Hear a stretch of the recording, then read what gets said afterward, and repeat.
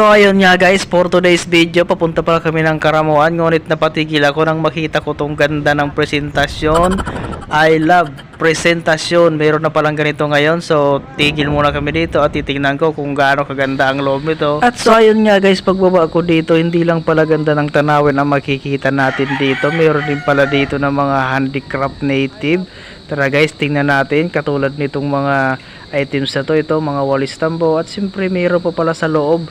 Titingnan natin, susubukan natin tanongin kung magkano. Ito nga guys, oh, medyo inuna ko muna yung mga tanawin dito, overlooking kasi kaya maganda. At so ayun pala guys, so tingnan nyo ang lugar, napakaganda talaga guys. So mayroon pa mga banderitas, pero siyempre agaw attention sa akin. Siyempre walang iba kundi itong dalampasigan. Tingnan nyo naman, oh, at mayroon pa mga cottages guys sa baba. Oh, magkano kaya ang renta dyan? At siyempre guys, nakikita nyo ba ang dulok ng bundok na yon? Yun ang papuntang Karamuan, kaya malayo-layo pa tayo. Siyempre ito, selfie muna, siyempre para hindi naman madihado ang bida.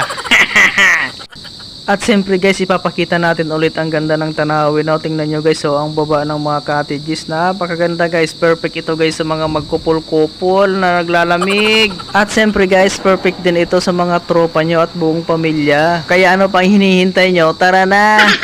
At siyempre guys, hindi pa rin ako nakontento, kaya minabuti ko na tingnan dito sa may kabilang dulo. Kasi sabi daw ni kuya, meron daw naliligo ng mga nakaswimsuit. Sige nga, tingnan nga natin kung malalaki.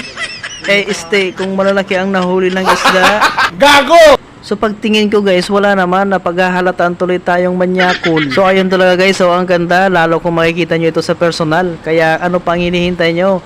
Tara na! So ito na nga guys, ipapakita ko sa inyo ang handicraft items, mga native items na gawa lang yan dito sa presentasyon Bicol. Kaya ano pang hinihintay nyo guys, puntahan nyo na, tingnan nyo guys, so mayroon pang organizer na native. Sari-sari ang mga handicraft items dito guys, mayroon pang flower based native, mayroon angel natives, ayan guys, so dami ng angel, saka mayroon tasa sa halagang 150, you know, presentasyon. Yan, at ito guys, mayroon din mga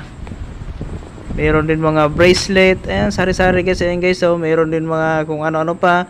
At siyempre ito, may slipper na natives, ayan.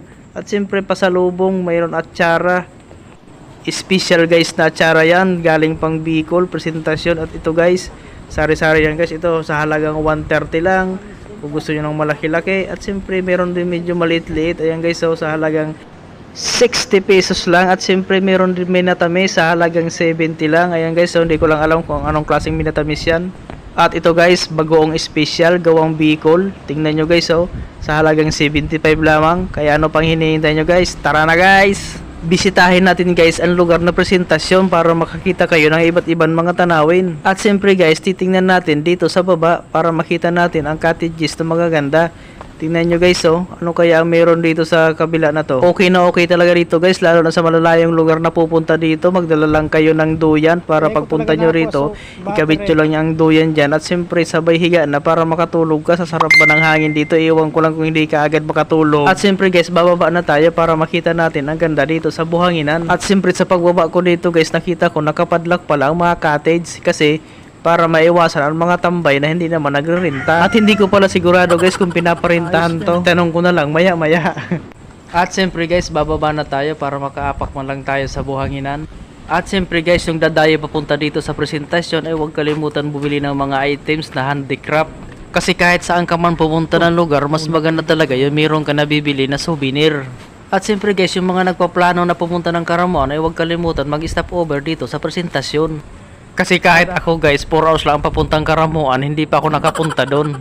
Siguro sa susunod kong uwi, sana marami akong budget na dala para makapagbiyahe na naman papuntang presentasyon, kasi marami daw doon mga magaganda rin tanawin. At siyempre guys, hindi ko na rin pinalagpas ang magbisita dito sa simbahan ng presentasyon, kasi kahit hindi pa ito tapos, makikita mo napakaganda talaga ng design niya. Lalo na siguro sa loob, kaya tingnan natin. At ito na nga guys, medyo hinihingal na ako pero okay lang, at least bawas taba, exercise na rin. At ito nga guys, entrada pa lang, parang papunta na ng paraiso.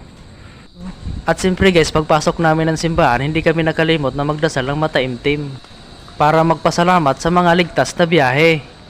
At ito na nga guys, so ang ganda ng loob niya, mayroon pang second floor, lalo na siguro pag na fully finish to. Napakaganda guys, at siyempre kitang kita mo yung dagat dun guys, so kaya ayos to guys, napakaganda talaga guys, so At ito guys, pagkatapos namin magdasal, siyempre pauwi na kami. Ayun guys, oh, selfie-selfie muna at siyempre tinitinang natin ang ganda ng tanawin guys, oh. Ayun guys, oh. At salamat pala guys sa mga nagtapos ng video na to. Drive safe!